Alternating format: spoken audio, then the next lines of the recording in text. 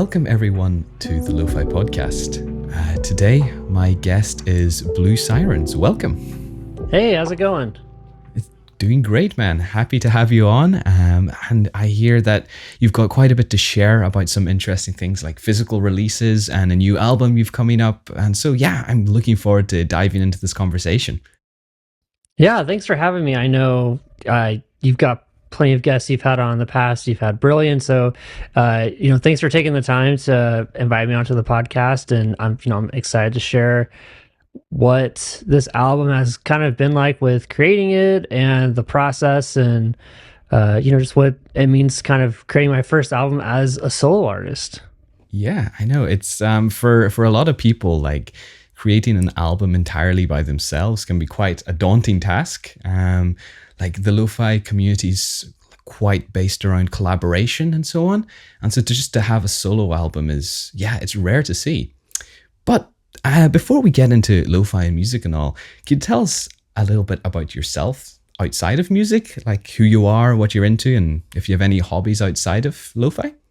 Yeah, so one of my bigger hobbies outside of lo-fi music is I co-host a podcast that focuses on comic books. So we have comic book creators, writers, illustrators, artists come on and talk about whatever book they're working on, or books they've worked on in the past. And then we also just talk about other things in comic book news. We mostly focus on like the interviews and talking with creators themselves, but from time to time, if something like interesting or something that we're really passionate about, me and my co-host will hop on and record a video and talk about whatever that topic is. But the whole goal of that podcast is really just to kind of bridge that gap between people that are reading comics or maybe people that want to get into comics and the people that are telling the stories behind comics. Because I think sometimes when we read a book or sometimes when we listen to a song, we don't really know the full intention behind it or the inspiration behind it. And once we dive into those details, we can feel closer to those characters or to those songs, and they can give more meaning and more value, and we can have a more direct line to those creators. So that's one of the main reasons why I started doing that comic book podcast with one of my best friends, and why we still do it today, because it's art is a medium that can be open to a lot of different interpretations. It can mean a lot of different things. And when you get to hear directly from the person that is writing or sharing a piece of themselves through that artwork, you can understand it on a deeper level. Mm-hmm. Yeah, no, I absolutely agree with you on that. That was the main reason that I started the Lofi Podcast as well, because like a lot of people who are considering getting into producing lo-fi or have already started, like they can see other people's music, but they don't really know the stories behind it. They don't know the ideas behind them or what drove the people to start producing this music. And that just having this as a project to bring the community closer together and to, make the people more real instead of just a name behind a Spotify profile. Like I can understand what you're doing as well in terms of comic books. And so, yeah, have you had any notable people on at all with your podcast? Yeah, I think the biggest person we've had on is it's probably Jeff Johns. He did a lot of Green Lantern in like before they did like the DC New 52. He did a huge run on Green Lantern. He has a really good Flash run. He left DC about 2-3 years ago and started his own comic book imprint, and so it's his own comic book universe. It's like 7 to 10 different stories are going on right now, and there's like 3 different universes inside the company, but he writes like 4 or 5 out of the 7 ongoing stories.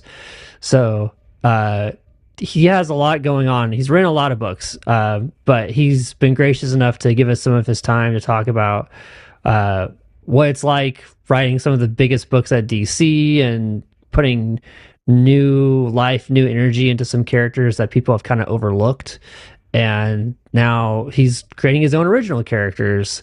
And so that's been really cool to kind of talk to him about that and see that path as an artist, kind of like how some there are some musicians that just do cover songs and they're really great cover songs, and then when they strike out on their own and they do their own original songs, it's like, whoa, this is really good. I didn't know this was like the thing that you had in your back pocket the entire time.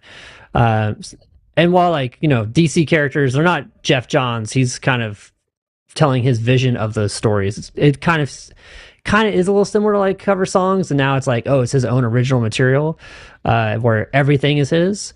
So it's interesting to see, like, over the last couple years, he's been on the podcast twice, to see how his mindset has changed and grown, and also like his creative process through that, because he's a great storyteller and he tells great stories with the DC characters, but when it's his own characters, it's like, there's different pressures, different things you might struggle with, of the perception of these characters, because they're brand new, there's not a lot of information to go off of them.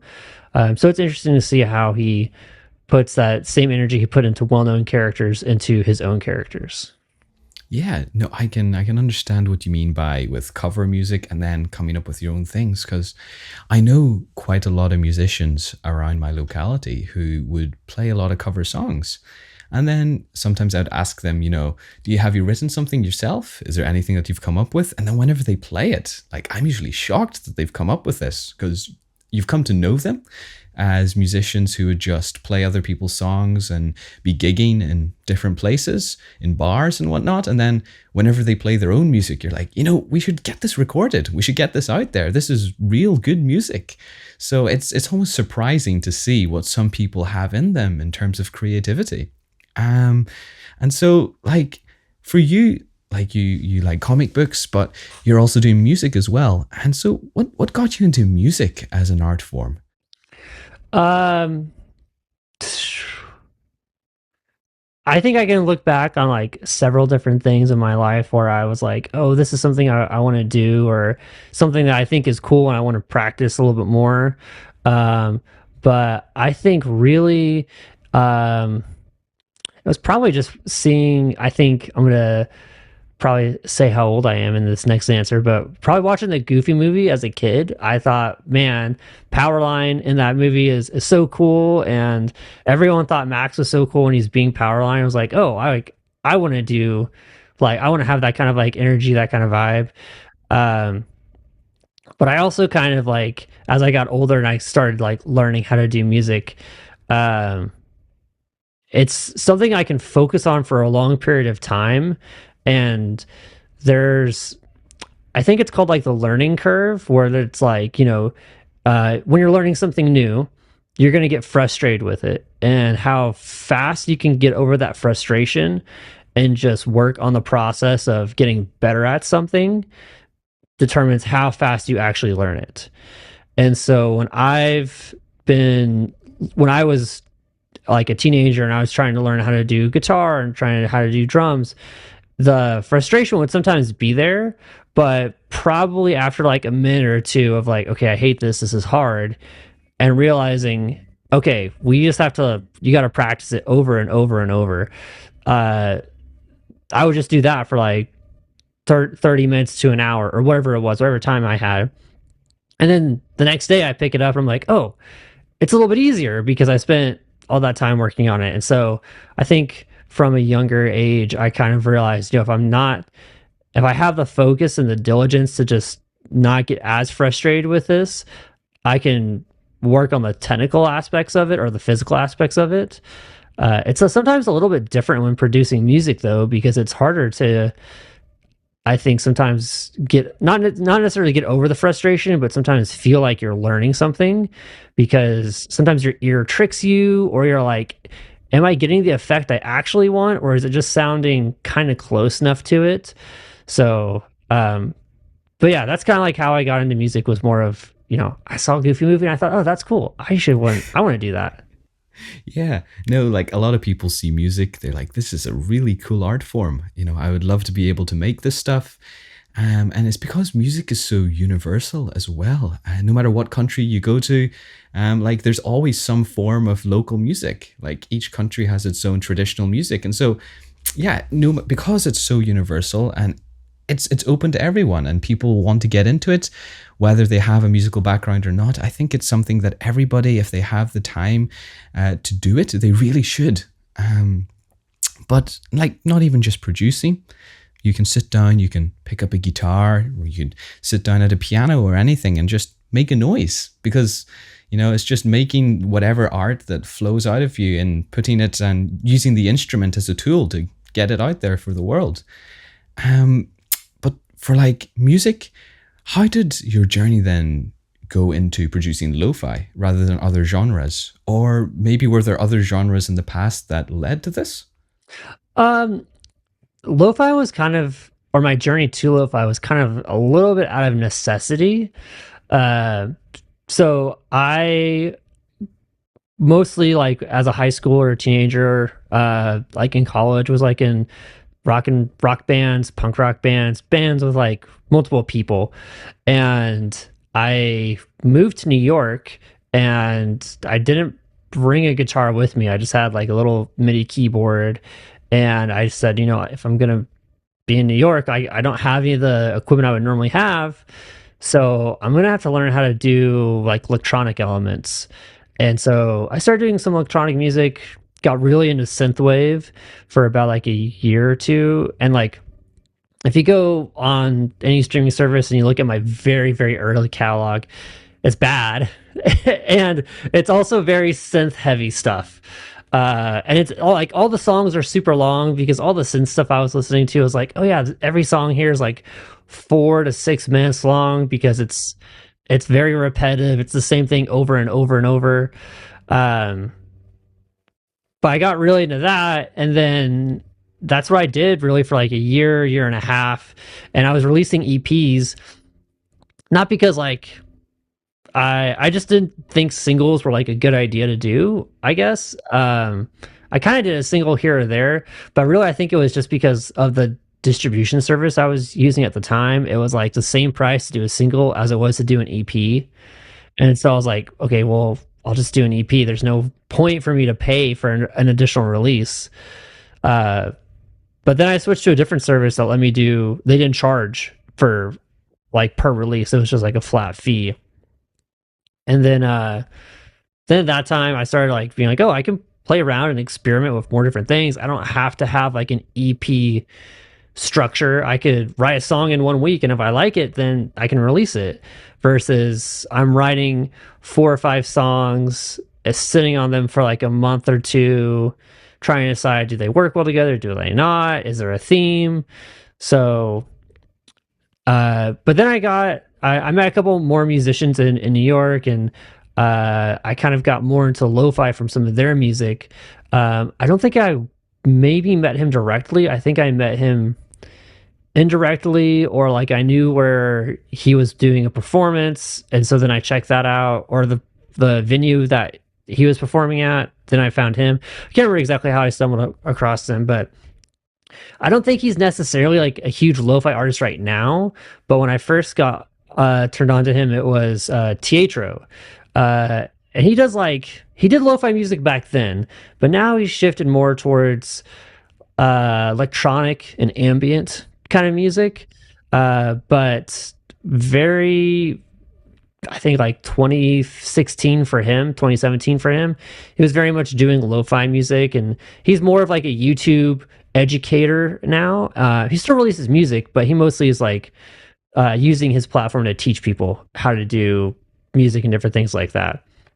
So, but I found him online. I found out, oh, he does YouTube, he does lo-fi, and I met him in person very briefly, I think, and it was like, okay, this is similar to kind of what I've been doing when I think of like how I'm approaching songwriting. It's just I'm doing synth waves and putting a whole bunch of arpeggiators on stuff, versus I could do this for lo-fi. I just need to study the differences and see how it's going and doing it from there. So for meeting him, I decided, you know what, I think I want to change what is going on genre-wise for my artist name.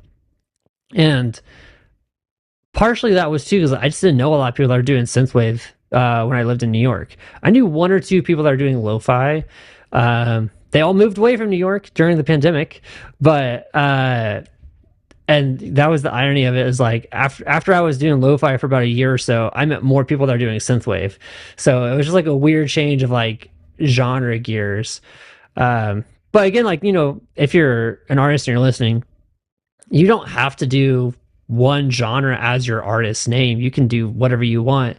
You can have multiple artist names and just be like, hey, I released something off here, or just release whatever you want. You don't have to have anything that's tied to one genre. You don't have to call yourself a pop artist or a lo-fi artist. If there's something you like to make, if you made a really cool song, it just doesn't align with what you've done before, just release it and say, hey, this is just a fun project I had. You don't have to worry about it ruining your staple as a musician, because it's your art. It's just, whether other people perceive it or like it doesn't matter, as long as you like it. But yeah, that's how I got more into lo-fi. Is I met THO in New York, got more into it then, and then ironically, more people got on the synthwave, but I still stayed making lo-fi music.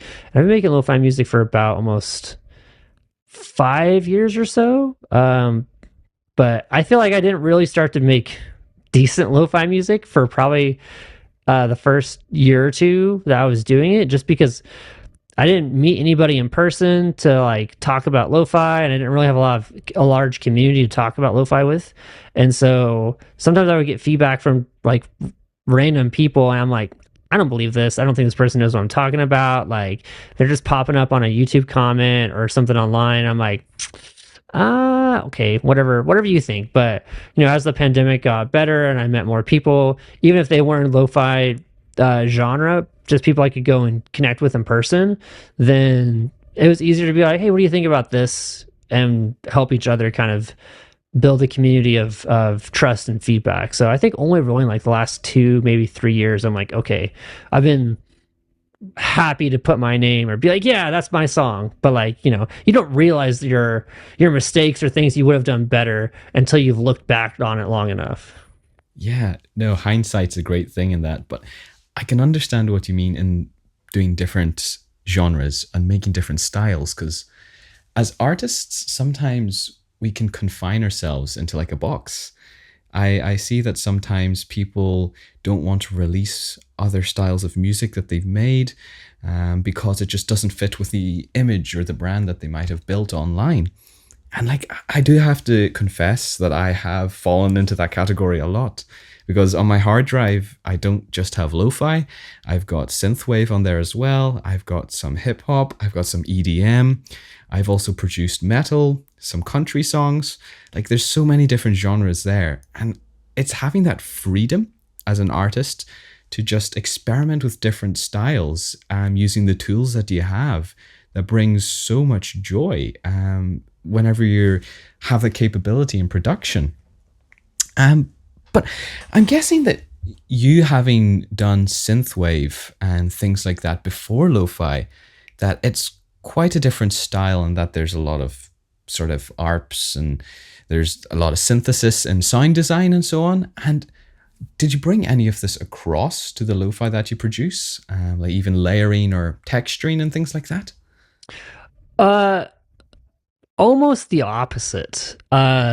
I think I overlayered too many things in synthwave, and I think like a lot of synthwave music, and like this may not be true for everybody. It's just kind of like something I noticed maybe in my own writing, but maybe it's not true of the entire genre, that a lot of it's super heavy.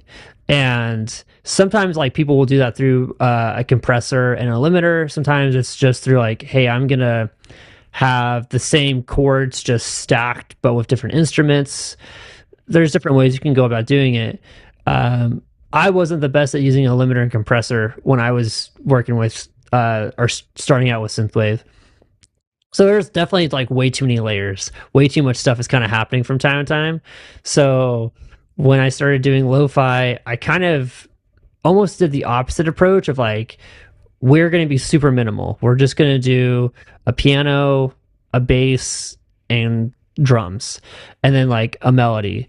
But then there's always like, how are you getting this certain texture or like this grid, or how is all the tracks gluing together in the way that you want.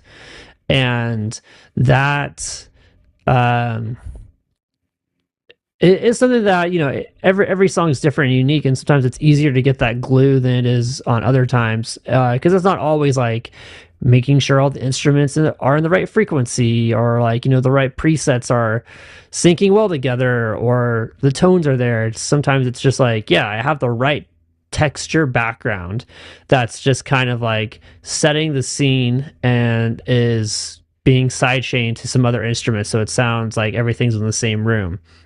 And sometimes that's not something I think that synthwave is really solid on, because it's supposed to be really big and heavy in your face. Like there's not a lot of like slower synthwave stuff, unless we're going to talk about like some of the stuff from Stranger Things, which that stuff is great and I loved it, and that's also part of what got me into doing solo synthwave stuff, was some of the music from Stranger Things.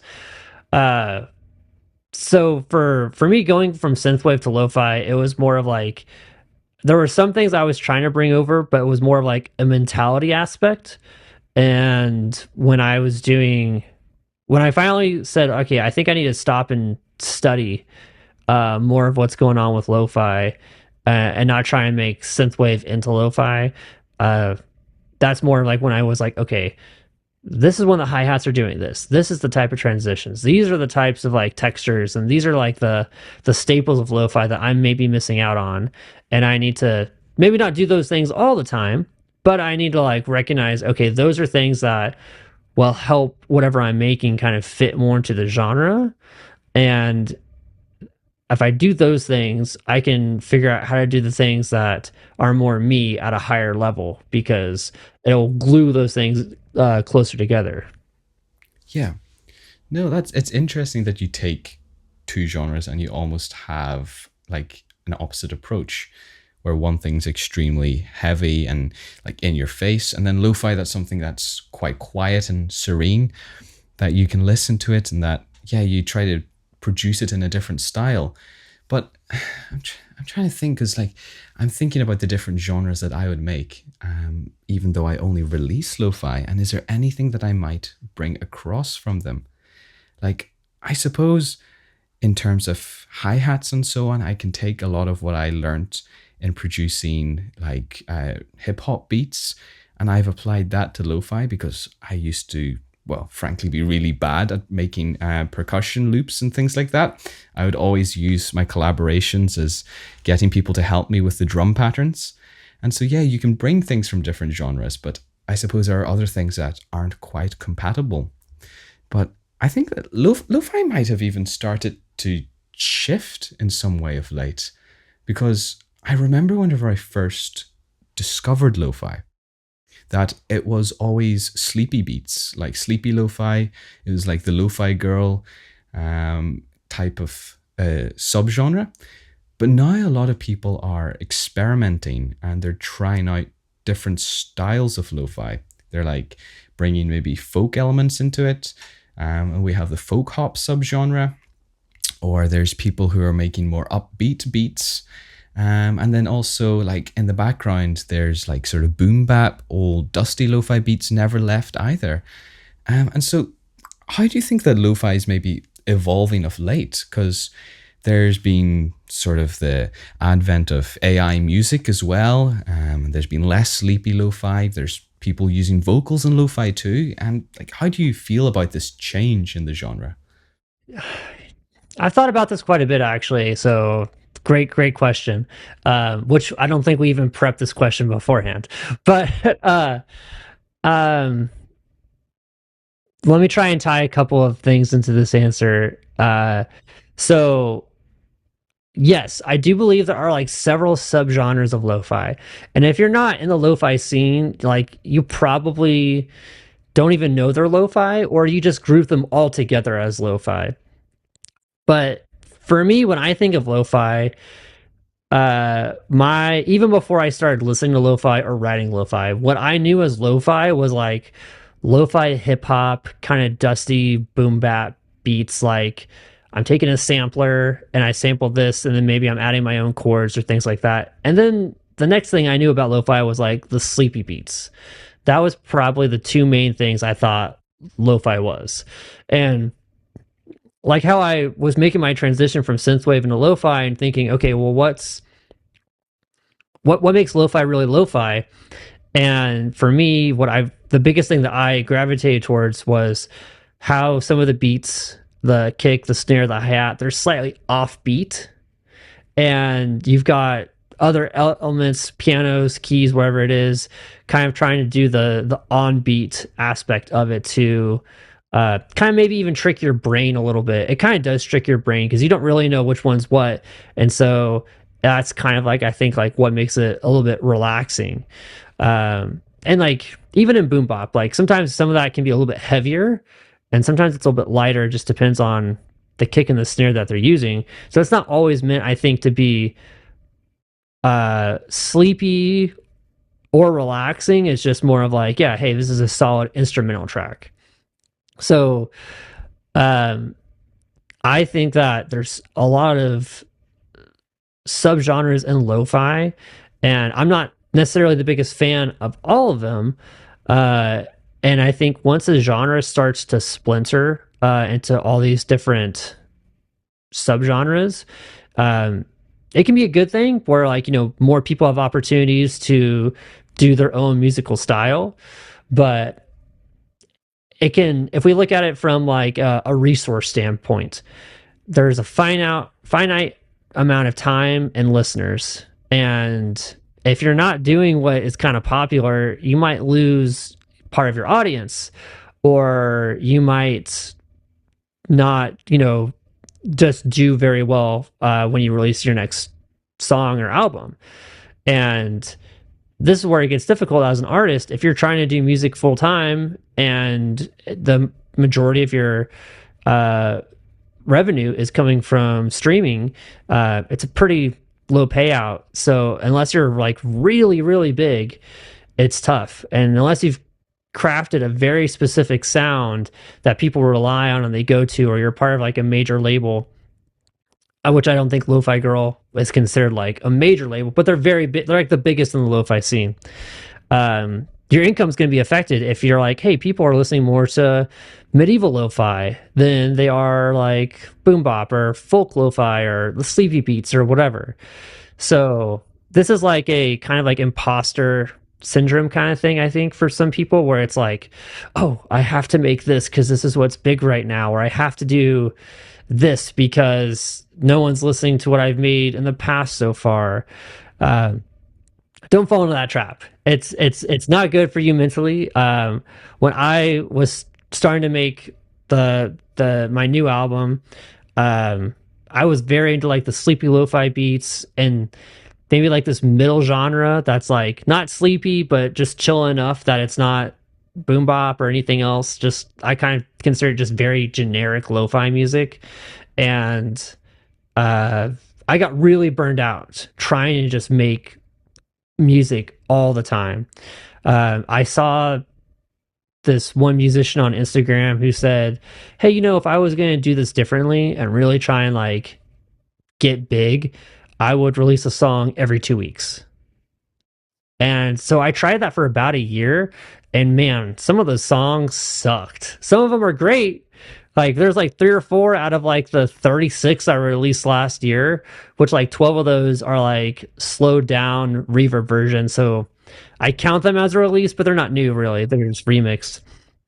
But like some of the songs I released that year, I was like, man, that song just, I know it sucks because I just put so much pressure on myself to finish it, and it doesn't really work that well. And I was focused more on just finishing it than trying to write something I like.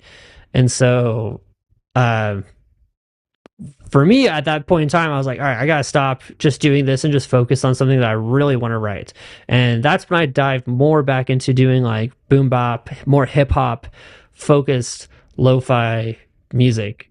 And that's what I think the majority of the songs on my new album are more in line with that, because I focused a lot more on the kick and the snare patterns than I did in the past. I didn't do anything where I'm like, we're going to make this super generic and or anything like that. I very specifically was like, all right, I want the kick and the snare to have the biggest emphasis, not in what you're hearing, but just like in the overall song of like, you can tell it's a core element.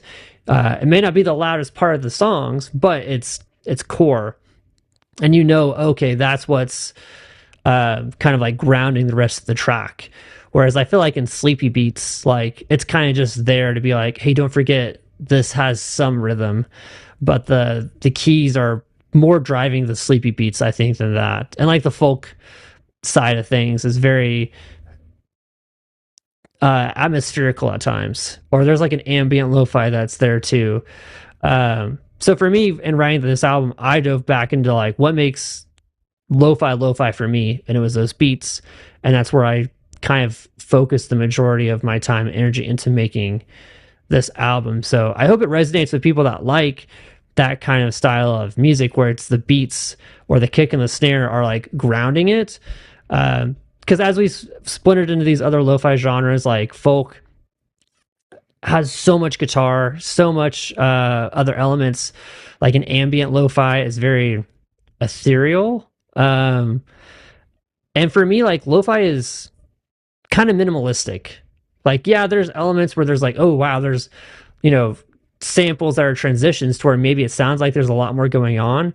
But I like punk rock music a lot because it can be so simple, and it's like, hey, we're just trying to get this to you as fast as possible.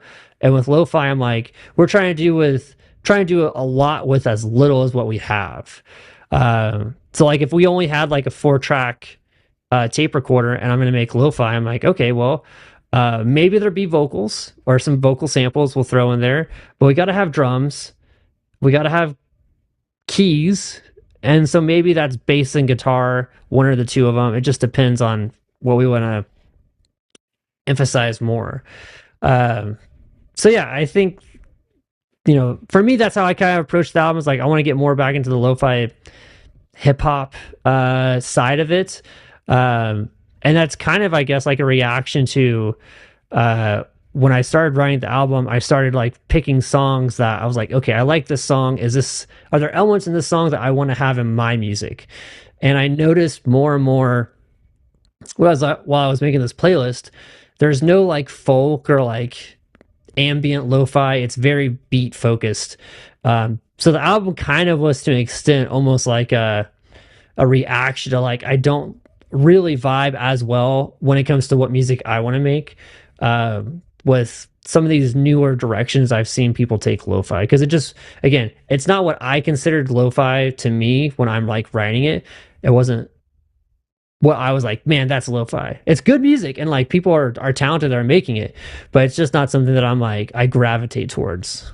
Yeah, no, I can understand, because everybody has sort of the sound or the subgenre that resonates with them.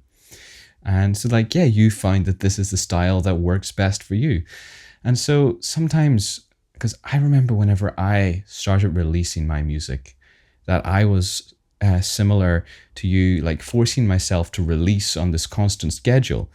And it almost became like you're just producing, like you're like a beat factory. And like some of the tunes, as you said, some of them were good. Not all of them were bad, but there were some real stinkers in there too.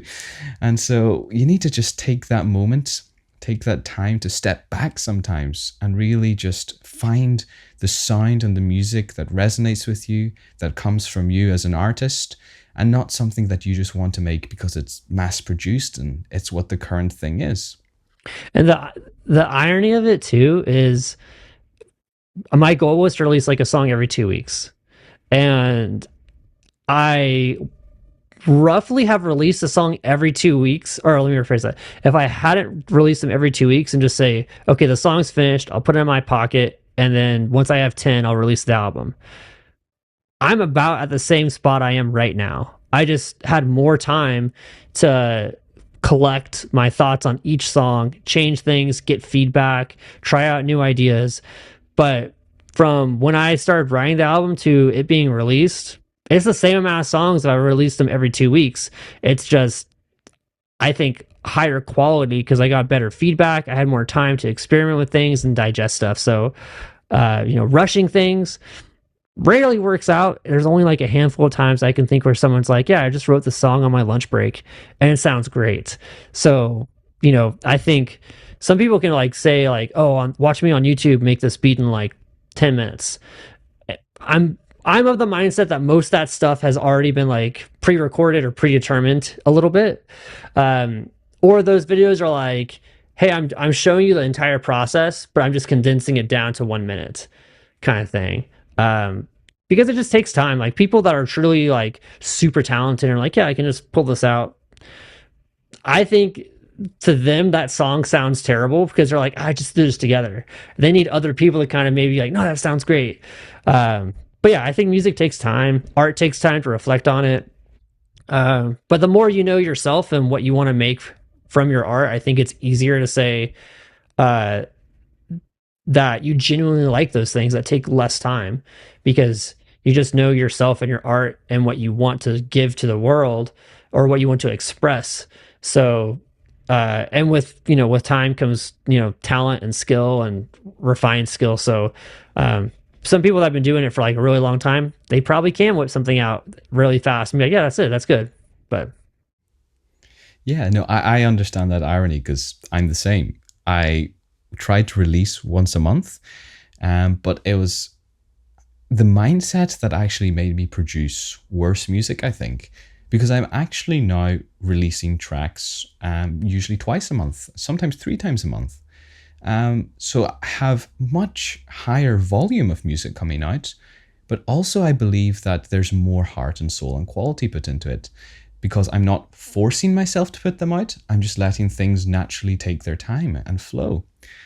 But then while on the topic of releasing music and so on, I've heard that you're quite into physical music and like releasing music physically as well.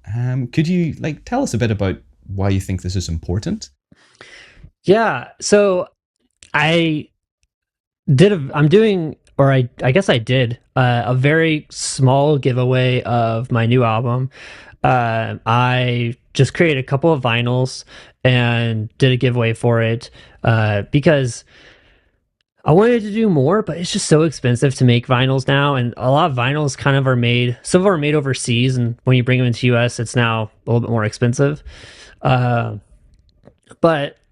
uh, I think, when we talk about like AI musicians, they're not going to have a vinyl release. More than likely, they're not.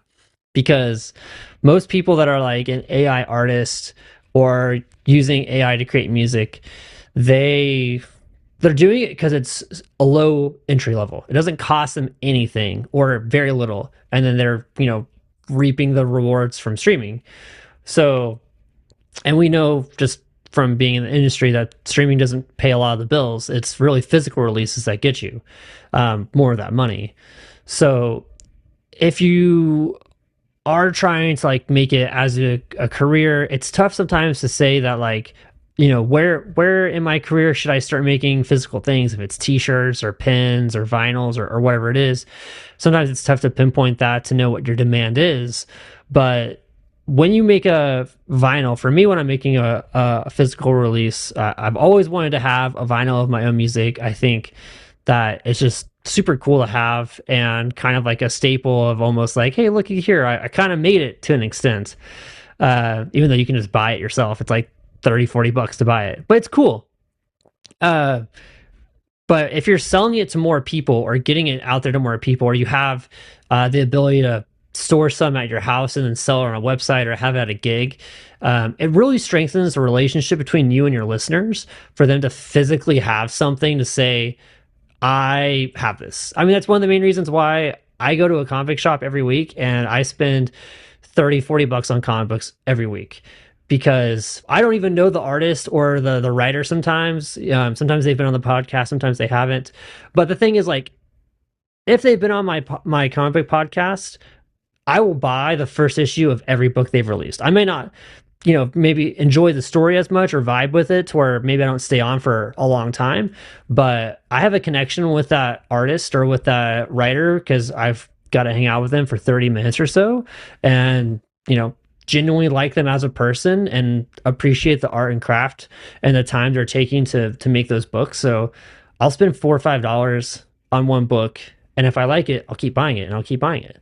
So for me, for music, it's like I might listen to a song like 100 times.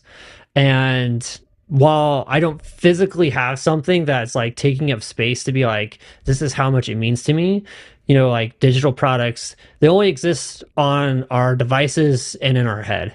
So like, I don't have something that kind of is like, yeah, this is how much it means to me that I'm willing to spend money on this to have it physically take up space where I live. So when you do that for an artist, one, I mean, if you bought an album from me, even if it was digital means a lot to me because it's already made. That money's going back into making more music.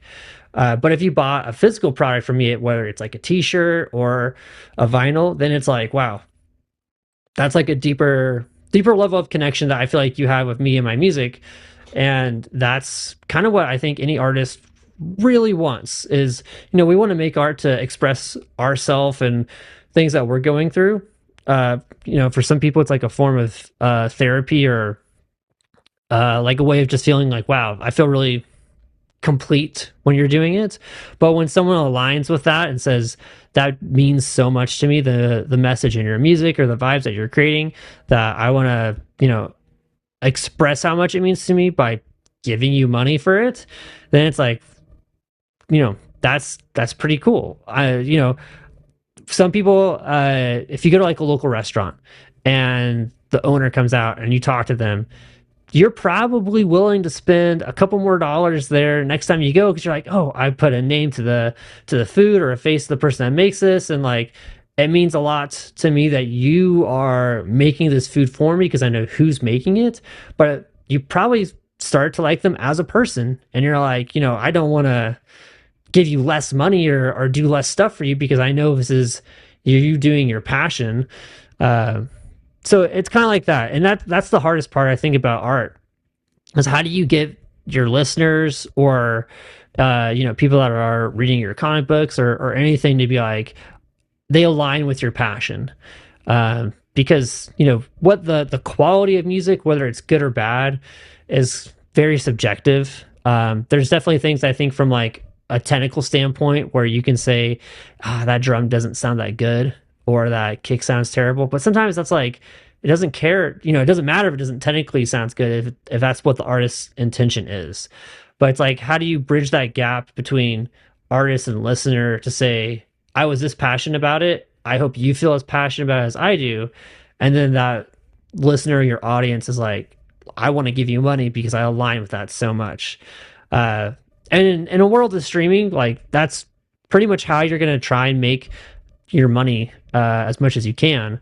But when you go into physical products, it's like you either have to buy in bulk so that your costs are so low, or you have to buy smaller amounts, but you have to charge more and you make less on the other side because it costs so much to make, like 10 vinyls, I think cost like, $500.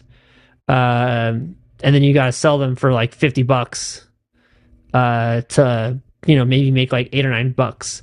But you buy like 1,000 vinyls and they're like, oh yeah, that's only $1,500. And you're like, what? Or 100, you buy 100 vinyls and it's like, oh, it's crazy. Just like the more you buy, the bigger the discount, but you have to have an audience that's willing to buy it.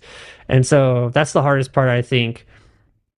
Stepping up into that level is like, do I have an audience that's willing to spend money on this? If I do like an exclusive t-shirt, or if I do a vinyl, are there people that are willing to give me money because they appreciate my work that much and want to wear it on their shirt or display my vinyl in their home?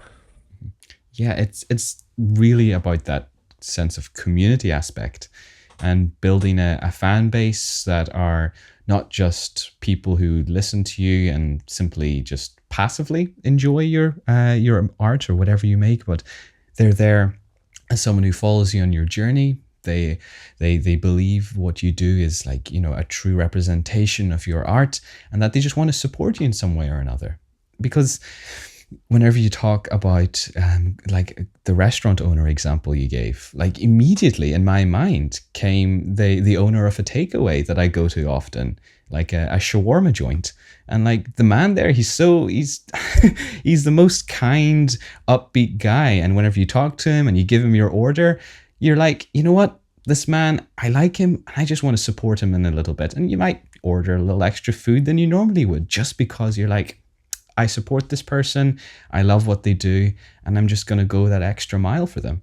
And so, yeah, I suppose it's the same way. And whenever us as indie musicians have got our t-shirts or our vinyls and things like that, and it's something that can bring the community together closer and get to know each other at a more personal level. But so, yeah, just a final question before we wrap up then. And so, like, about lo-fi community and things like that, how do you feel that we can help grow the community closer together as musicians and be less names behind a Spotify profile and more real people?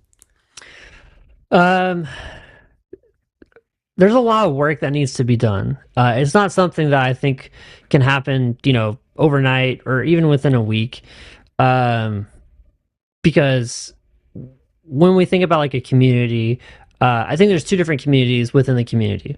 There's the community of artists, the people that are, I'm going to use a broader term for artists. I think the people that make the music and the people that make the art itself for like album covers or, the like YouTube videos or things like that. They're all part of the community, because a lot of the things that happen, like with YouTube videos, that's where a lot of people I think discover lo-fi music. And without that art, sometimes people don't watch the video. So I think they're definitely a part of that community. But then there's the other community of the listeners. And I think that for the most part, the artists in the community do, they're kind to each other. They respect each other. You mentioned before, lo-fi is a very collaborative genre at times. And so I think, I don't think I've ever really met someone that's like a serious lo-fi artist that's like mean or anything. Even if there's like a disagreement on how we want to take a song in a specific direction, it's handled pretty well. So I think artists support each other pretty well, or we're polite to each other. But then when it comes to like, how are we engaging with the listeners? Like, there's not a lot of people that are going around saying, hey, I really like this lo-fi song, I'm going to share it or post about it on social media or whatever. It's just like the artists themselves are like, hey, check out my new song, which like, there's nothing wrong with that. We're promoting our work. But I think, how many times again, it's because some of the songs are more upbeat and more catchy. It's like someone's sharing a Sabrina Carpenter song, and it's like in thousands of TikToks or millions of TikToks or whatever. It's a high number. And I'm not trying to say we need to make lo-fi catchy or anything like that, but I think there's a bigger call to action on the audience that enjoys listening to lo-fi music, and that audience that specifically is just a listener and not just a artist. Now there's a flip side of that. For example, one person I know that like enjoys lo-fi music, they listen to a lot of like Link, Nintendo, the character Link, Legend of Zelda inspired lo-fi music. That's only on YouTube because it's like copyrighted or something like that. It's only on YouTube. I don't know who that artist is. I'm sure if I did a Google search or YouTube search, I'd find them because I remember what the background artwork looked like. But I think for that person, that video, I think last time I saw has like close to 1 million views, which props, great for them. But I think there's also a responsibility to some artists that are larger to start to prop up other artists, not like in a way where it's like, I don't really like your music, so I'm sharing it. Generally share things you enjoy. But if you have like, a really successful career, let people learn from that, or take on an apprentice, or be vocal about your success in a way that helps other people learn from you. There's nothing.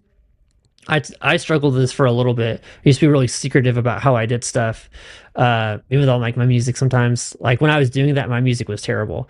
But um, there's so many musicians that are just releasing like, hey, here's how I do this. Here's take my master class. They don't care if you know their techniques or not, because at the end of the day, they're so confident in their music that they're like, you can't necessarily do things the way that I do it. You don't have my brain.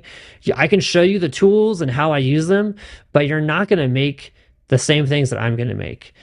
And so I think these larger artists that maybe aren't, they're more of a name than a face, uh, you know, they can give back to the community of artists themselves, and kind of help those people that are seeking it out.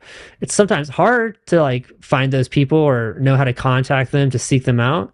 But when people, are like, hey, I'd like some help on this or like some feedback, that's an opportunity to, one, as an artist, give back, but two, also create a stronger follower at the same time. If um I like this artist a lot, and I've actually done a couple of YouTube videos on their like stances on things or their music, so I have no problem throwing this artist out there. But Eldre, who does a lot of like, um he did like a Steven Universe lo-fi cover that blew up. Yeah. um but like if he was like, hey man, like I see you comment on my videos a lot, or you've made videos about my stuff, um I want to give you feedback on like one or two of your songs if you'd like. Like I know he has like a class you have to pay for, which he's got to make money too. He's got to survive. But if he was like, hey, once a month, I'm just going to pick an artist and just be like, hey, I listened to this song. These are some notes I have. This is unsolicited feedback. It's just my way of trying to, maybe connect more with the community or give back a little bit more. Then it'd be like, okay, I didn't ask for this, but you're someone I respect in the community. I really appreciate it. And if I could email him like 2 or 3 times with more questions about his feedback, then I'd be like, okay, I'm going to make sure I listen to more of his music to kind of hear the feedback he's given me and see how those are aligning up with it. So I think that's just on the artist side. Like listeners just need to share lo-fi beats more in general, or be vocal about it, because like people are just like, yeah, sometimes I'll listen to lo-fi music. No one knows who those lo-fi artists are. And I think that demographic of listeners, they're not interested, I think, which it's not wrong for them to not be interested in knowing who the artists are. So I think it's, if you have friends that like lo-fi music, encourage them to share your music, encourage them to turn people on to your music, have them make a study beats playlist, and share it with people. There's nothing wrong if that playlist is just made and you listen to it once or twice and you share it. That's totally fine. It's more of a bigger problem, I think, when 10 musicians get together and they say, hey, let's make a playlist of just our songs so we can rack up streams and stuff like that. I think that's more of a problem because it doesn't create organic growth or anything like that. It's just pushing people to a playlist for a statistic. It's better when your friends or someone that you don't even know that just generally likes lo-fi music is like, hey, I added your song to my study playlist. And then in our turn, sometimes it gets annoying being like, hey, I shared 15 playlists today, but being like, hey, I appreciate that you added your song to my playlist. So there's gives and takes. I think ultimately, though, I know I've been on a little bit of a tangent for this, but listeners, please share our music more.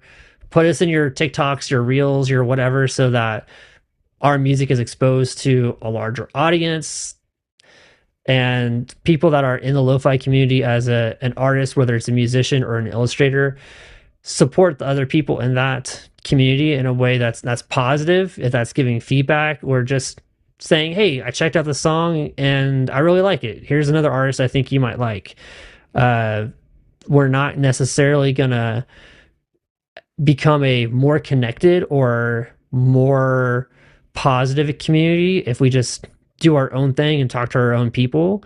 Like, you've got to reach out, we've got to branch out, we got to find a way to engage with more people. We don't have a shop. where people can just walk in and be like, "Hey, you're on vacation. Thanks for coming in. I'd love to talk to you about my beats or my music." You've got to sometimes post blindly or comment on things or engage with things. So, um, social anxiety is a thing even online. We don't want to look bad, but doing those things can lead to situations like this where you get to talk one-on-one with someone. I get this as a podcast and it's being recorded, and that's fun.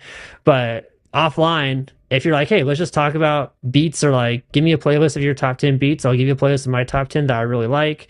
Here's what I'm really into. That's how you create your own smaller community inside the larger community. But those are too small, or there's not enough of them for, I think, the lo-fi community to say we're a very strong community. But uh, that's just a lot of my that's probably more than 2 cents, but just some thoughts. Yeah, no, those are really great thoughts, though. But I agree that, yeah, people who are up there and have already made it, it's so heartwarming and encouraging to see those who do reach out and help other smaller artists. Like, they'll share just little gems of wisdom with them and help them grow into better musicians. And so it's that sense of community, that sense of just, sharing. And it's like what the children say, they say sharing is caring. And that's really true, especially in terms of like communities and so on. You can share your knowledge, you can share your wisdom. It costs nothing. And, it's just all positive. It builds each other up. And it just makes the place so more wholesome and beautiful to be a part of. And so thank you very much for this interview. It was great talking to you and hearing your opinions and things like physical releases and the community. And this will be really insightful for some new artists as well. So hopefully we can talk to you again soon. And thank you once again. Hey, thanks for having me on. Appreciate the time. You're most welcome. All the best. Thanks.